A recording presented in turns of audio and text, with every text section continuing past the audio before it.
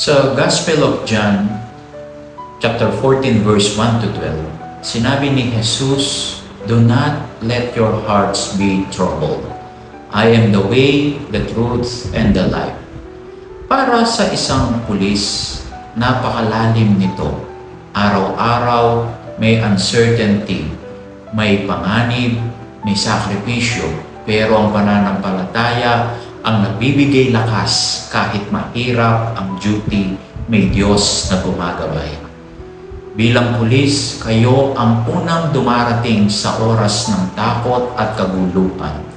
Your presence becomes a sign of hope sa bawat pag-alalay sa biktima, sa bawat pagprotekta sa komunidad, na ipapakita ninyo ang daan ng malasakit at katotohanan.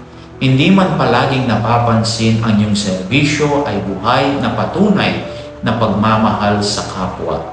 Isang paalala at pasasalamat sa gitna ng pagod at panganib, huwag hayaang mabagabag ang puso. God walks with you in every call.